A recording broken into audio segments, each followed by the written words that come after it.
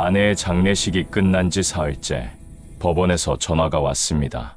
상속 재산 분할 조정 기일이 제가 알기도 전에 잡혀 있다는 안내였습니다. 저는 전화를 끊고 책상 위에 놓인 서류를 확인했습니다. 사건 접수일은 아내의 장례식이 시작된 바로 그날이었습니다. 신청인 명부에는 제 두 아들의 이름이 적혀 있었습니다. 저는 큰아들에게 전화를 걸어 사실 여부를 물었습니다. 잠시 침묵하던 큰아들은 말했습니다. 아버지, 그날 빈소에서 서명하셨잖아요. 빈소에서 조문객을 받던 시간에 서류는 접수되었습니다. 아내의 사망 신고도 하기 전에 재산 분할 절차가 먼저 시작되어 있었습니다. 저는 제가 찍지 않은 도장이 찍힌 서류를 한동안 응시하고 있었습니다. 오늘 방문해 주신 모든 분들께 항상 행복한 일이 가득하시길 기원합니다. 시작하기 전에 구독과 좋아요는 꼭 부탁드립니다. 지금부터 장례식도 끝나기 전에 유산 전쟁은 시작되었다를 시작하겠습니다. 아내의 장례식이 끝난 지 사흘째 법원에서 전화가 왔습니다. 상속 재산 분할 조정 기일이 잡혔다는 내용이었습니다. 저는 전화를 끊고 달력을 다시 확인했습니다. 장례를 치른 게 지난주 목요일이었습니다.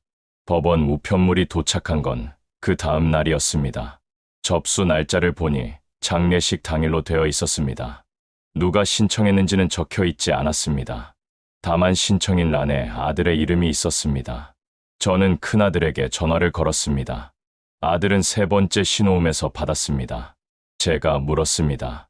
내가 법원에 신청한 거냐? 아들이 대답했습니다. 동생이랑 같이 했어요. 아버지도 서명하셨잖아요.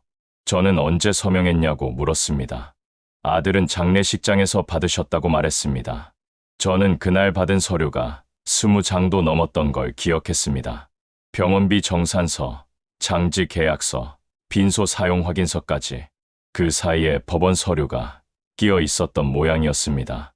저는 전화를 끊고 그날 받은 서류들을 다시 펼쳤습니다.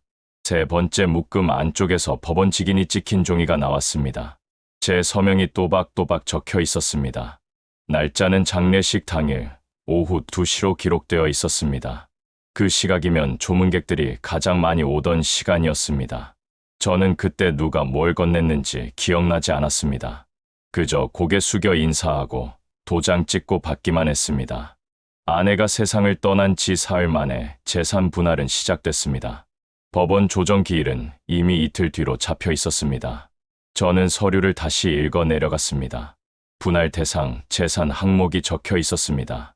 예금, 보험금, 부동산, 차량, 그리고 퇴직금까지 아내 명의로 된 것들이 모두 나열되어 있었습니다. 저는 그 중 몇 가지는 처음 보는 항목이었습니다. 퇴직금은 이미 3년 전에 정리한 것으로 알고 있었습니다. 보험금 항목도 2건이 아니라 4건으로 적혀 있었습니다. 저는 다시 아들에게 전화를 걸려다가 멈췄습니다. 대신 서랍에서 아내가 정리해둔 서류 봉투를 꺼냈습니다.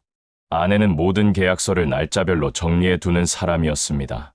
봉투 안에는 보험 증권이 2장 들어 있었습니다.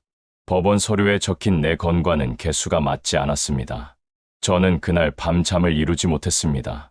다음 날 아침, 저는 은행과 보험사에 전화를 돌렸습니다.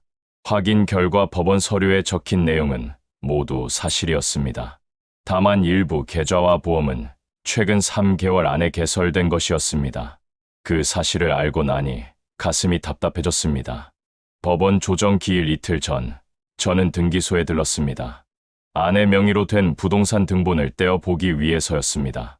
창구 직원이 서류를 건네며 말했습니다. 최근 3달 사이 조회 기록이 꽤 많으시네요. 저는 제가 조회한 적이 없다고 말했습니다. 직원은 화면을 돌려 보여주었습니다. 아내 명의 부동산 등본이 석 달 동안 7번 발급됐습니다. 신청인은 모두 법정 상속인으로 기록되어 있었습니다. 저는 그 자리에서 발급 내역을 출력해 달라고 요청했습니다. 집으로 돌아와 날짜를 확인했습니다. 첫 발급일은 아내가 병원에 입원하던 날이었습니다. 두 번째는 중환자실로 옮긴 다음 주였습니다. 마지막 발급일은 아내가 세상을 떠나기 이틀 전이었습니다. 저는 그날 오후 큰아들을 만나자고 연락했습니다. 아들은 퇴근 후에 들르겠다고 답했습니다. 저녁 8시쯤 아들이 도착했습니다. 저는 등기소에서 받아온 서류를 식탁 위에 펼쳤습니다. 아들은 잠시 서류를 내려다보다가 입을 열었습니다. 상속 준비하려면 미리 알아봐야 하잖아요. 저는 누가 시켰냐고 물었습니다. 아들은 아무도 시키지 않았다고 말했습니다. 형제들끼리 상의해서 알아본 거예요. 저는 아내가 살아있을 때 했냐고 다시 물었습니다. 아들은 고개를 끄덕였습니다. 어머니 병세가 안 좋으셨으니까요. 저는 그 말을 듣고 한동안 아무 말도 하지 못했습니다. 아들은 서류를 도로 접어 제게 돌려주었습니다. 아버지, 이건 법적으로 문제될 게 없어요. 저는 아들이 나간 뒤 서류를 다시 펼쳤습니다. 7번의 발급, 기록 옆에는 각각 수수료가 적혀 있었습니다. 모두 아내 명의 신용카드로 결제되어 있었습니다. 저는 아내의 지갑을 꺼내 카드 명세서를 확인했습니다. 등기 수수료 외에도 법무사 상담료가 2건 찍혀 있었습니다. 날짜는 아내가 병원에 있던 기간과 일치했습니다. 아내는 그때 이미 의식이 흐릿한 상태였습니다. 카드는 누군가 대신 사용한 것이 분명했습니다. 저는 카드사에 전화를 걸어 사용 내역을 요청했습니다. 상담원은 가족이라도 본인 동의 없이는 안 된다고 했습니다. 저는 명의자가 이미 사망했다고 설명했습니다. 그제야 상담원은 우편으로 발송하겠다고 답했습니다. 서류가 도착하기까지는 사흘이 걸린다고 했습니다. 법원 조정 기일은 바로 내일이었습니다. 저는 그날 밤 아내의 수첩을 다시 꺼내 들었습니다. 아내는 병원비, 약값, 모든 지출을 빠짐없이 기록했습니다. 하지만 법무사 상담료는 어디에도 적혀 있지 않았습니다. 법원 조정 당일, 저는 오전 10시에 법원에 도착했습니다. 복도 끝 대기실에서 두 아들이 먼저 와 있었습니다. 큰아들은 서류 가방을 무릎 위에 올려놓고 있었습니다. 작은아들은 휴대전화를 보며 고개를 숙이고 있었습니다. 저는 그들 옆자리에 앉았습니다. 큰아들이 먼저 인사를 건넸습니다. 일찍 오셨네요, 아버지. 저는 대답 대신 고개만 끄덕였습니다. 잠시 후 조정 담당 직원이 우리를 호명했습니다. 작은 상담실로 안내되었습니다. 책상 너머로 조정위원 한 분이 앉아 계셨습니다. 조정위원은 서류를 펼치며 절차를 설명하기 시작했습니다.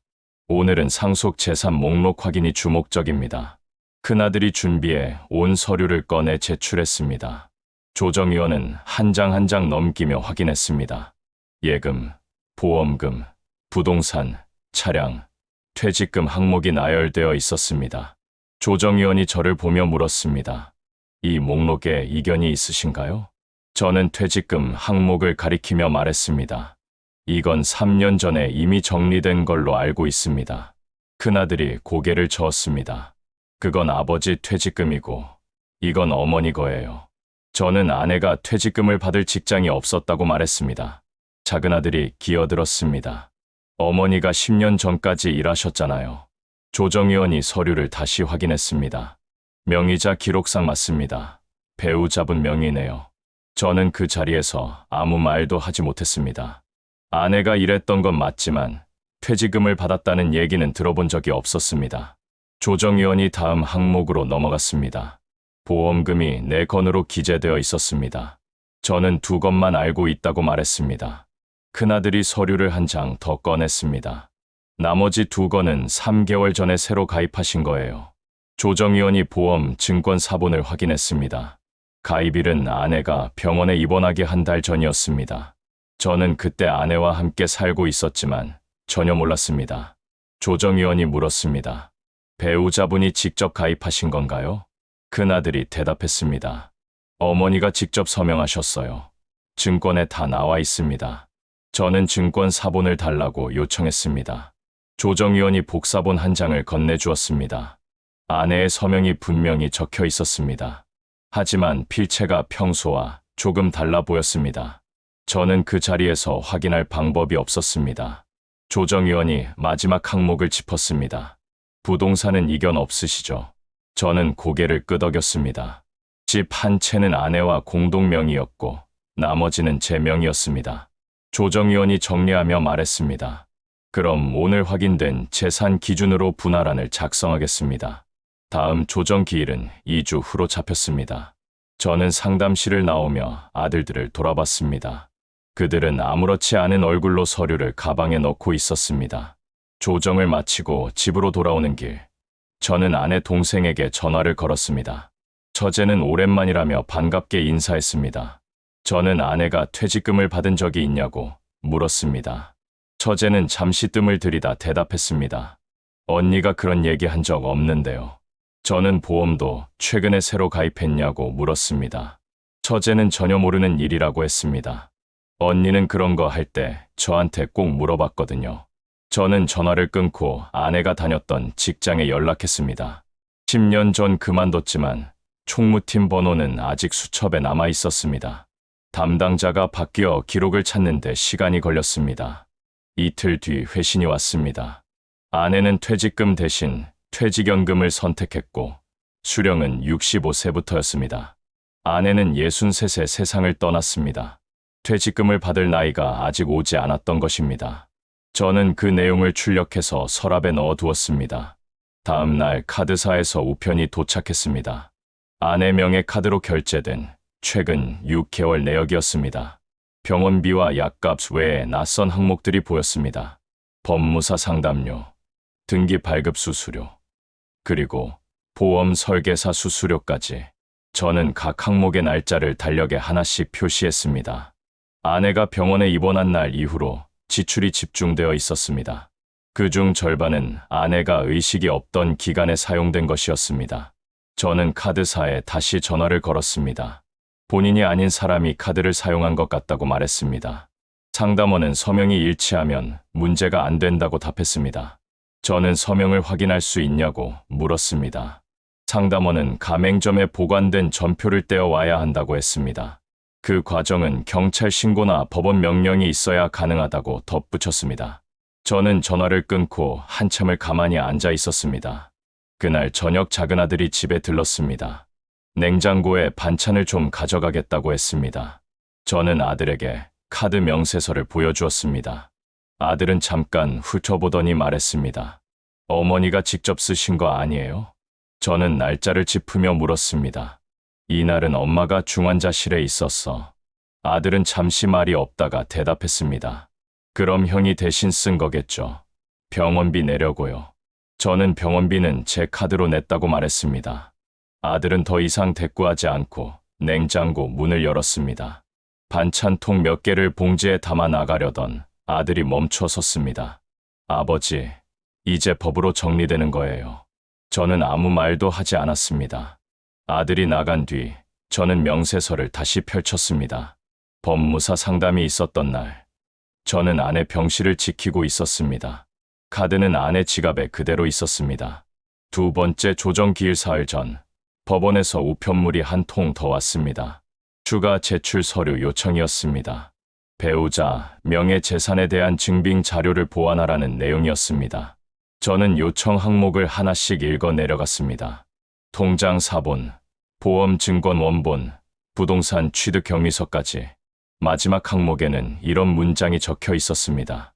명예 변경 또는 재산 이동 내역이 있을 경우 소명 필요. 저는 그 문장을 2번 읽었습니다. 아내 명의로 재산이 이동한 적은 없었습니다. 적어도 제가 아는 한은 그랬습니다. 저는 은행에 다시 전화를 걸어 아내 명의 계좌를 조회했습니다. 상담원이 최근 6개월 내역을 불러주었습니다. 병원비 인출 외에 큰 금액 입금이 2건 있었습니다. 하나는 석 달 전, 또 하나는 2달 전이었습니다. 각각 1,000만 원과 800만 원이었습니다. 저는 입금자가 누구냐고 물었습니다. 상담원은 둘 다 가족 명의라고 답했습니다. 저는 이름을 확인해 달라고 요청했습니다. 상담원이 잠시 뜸을 들이더니 말했습니다. 아드님 2분 명의로 각각 입금되어 있습니다. 저는 전화를 끊고 통장 정리 파일을 뒤졌습니다. 아내 명의 통장은 평소 병원비와 생활비만 오가던 계좌였습니다. 1,000만 원이 넘는 돈이 들어온 적은 한 번도 없었습니다. 저는 큰아들에게 전화를 걸었습니다.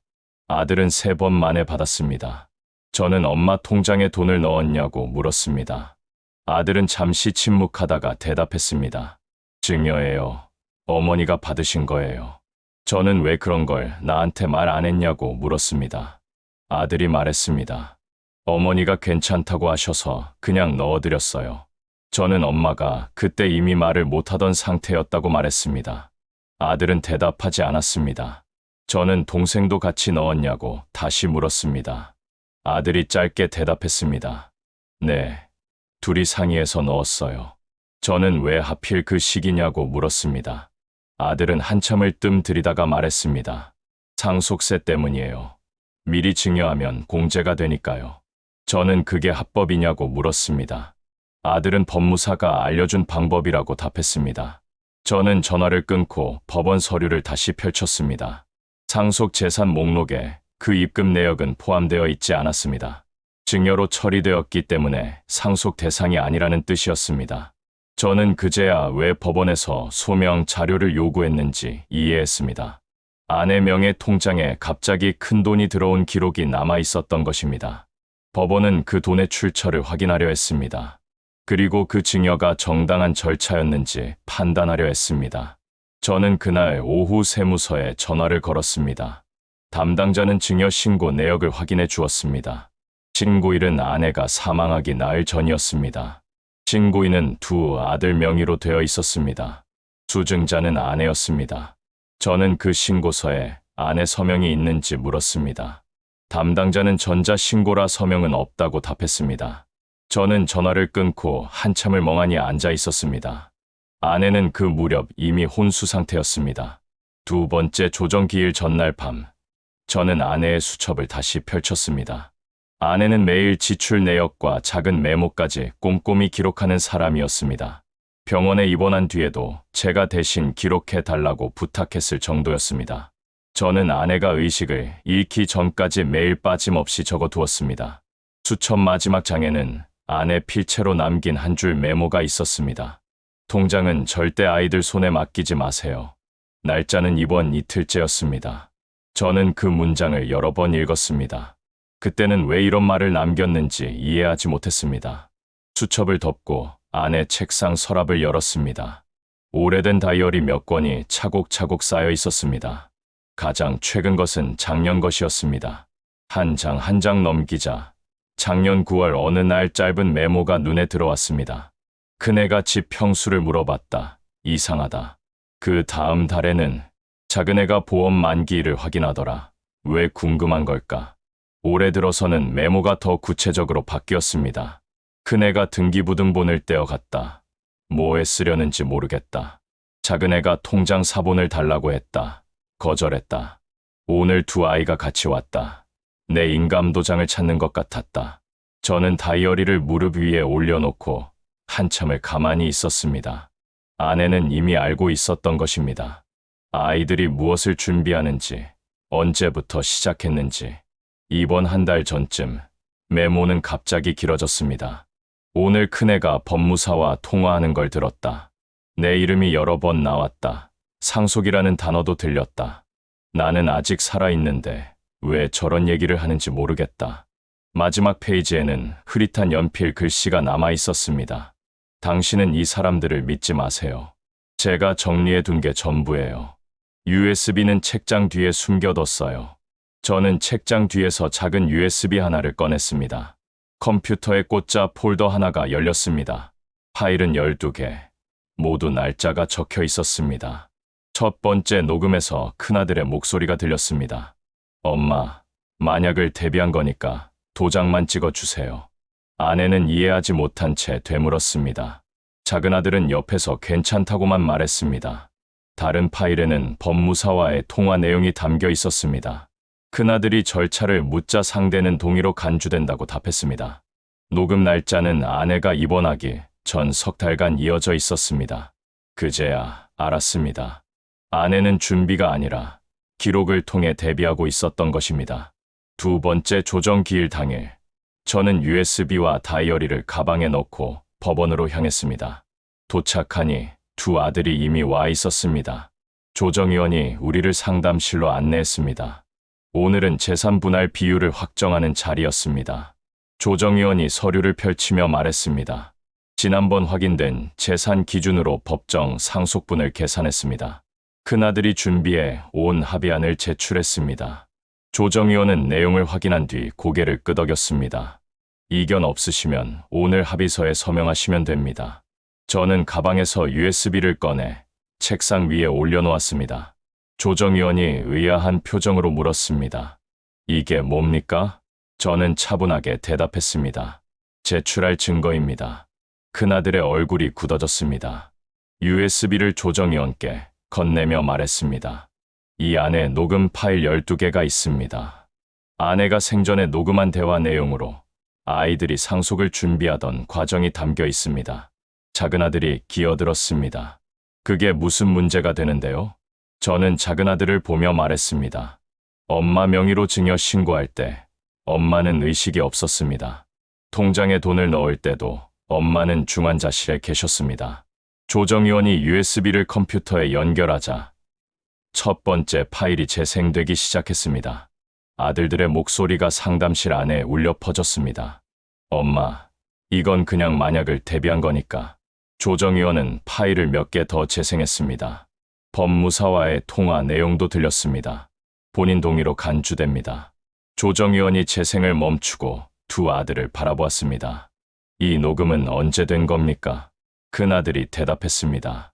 어머니가 살아 계실 때입니다. 어머니가 동의하셨습니까?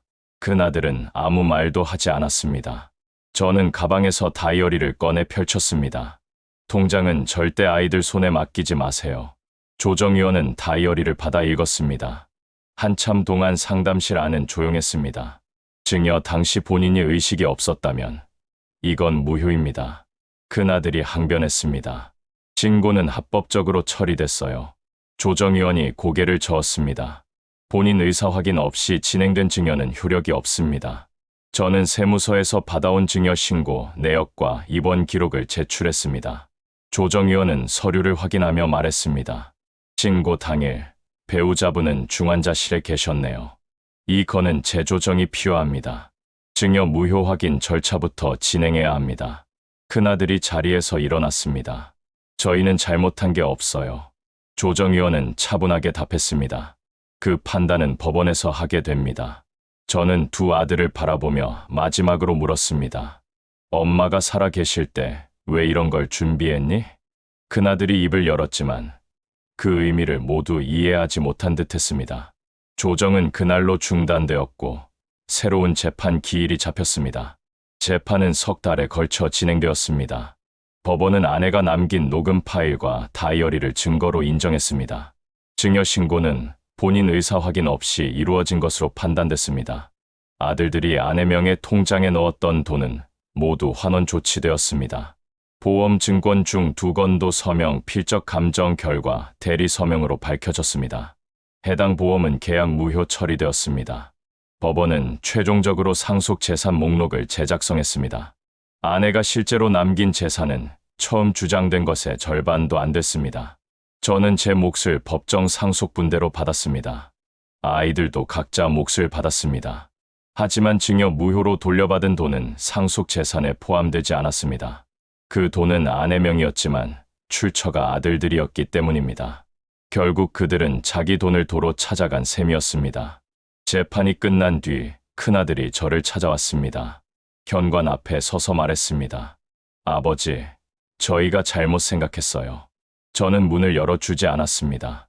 이제 할 말은 없다. 큰아들이 한 번 더 말했습니다. 그래도 가족인데요. 저는 고개를 저었습니다. 가족은 서로 신의가 있을 때 가족인 거다. 큰아들은 더 이상 말하지 않고 돌아갔습니다. 그 뒤로 아이들은 연락하지 않았습니다. 저도 먼저 연락하지 않았습니다. 명절에도 제사에도 아무도 오지 않았습니다. 저는 혼자 아내 산소를 찾아갔습니다. 아내 수첩과 다이어리는 서랍 깊숙이 넣어두었습니다. USB는 아직도 컴퓨터에 꽂혀 있습니다. 가끔 파일을 열어 아내 목소리를 듣습니다. 당신은 이 사람들을 믿지 마세요. 아내는 끝까지 저를 지키려 했습니다. 저는 그제야 아내가 왜 그토록 기록을 남겼는지 이해했습니다. 법으로 증명할 수 없으면 아무것도 지킬 수 없다는 걸 알았던 겁니다. 저는 이제 혼자 삽니다. 아이들 사진은 액자에서 내려 서랍에 넣었습니다. 거실에는 아내 사진만 남아 있습니다. 가끔 누군가 전화를 걸어옵니다. 모르는 번호면 받지 않습니다. 아는 번호라도 아들들 것이면 받지 않습니다. 저는 더 이상 기다리지 않습니다. 용서도 기대하지 않습니다. 다만 아내가 남긴 것들을 지킬 뿐입니다. 어제 우편함에 편지 한 통이 들어 있었습니다. 작은 아들이 보낸 것이었습니다. 편지는 뜯지 않고 그대로 책상 위에 놓아두었습니다. 읽을 생각은 없습니다. 지금 제게 필요한 건 해명이 아니라 기록입니다. 아내가 남긴 기록만이 진실이었습니다. 저는 그것만 믿습니다. 그리고 그것만으로 충분합니다. 오늘 이야기는 여기까지입니다. 오늘도 마음에 따뜻한 빛이 머무는 하루가 되시길 바랍니다. 장례식도 끝나기 전에 유산 전쟁은 시작되었다가 마음에 남으셨다면 댓글로 함께 나눠주세요.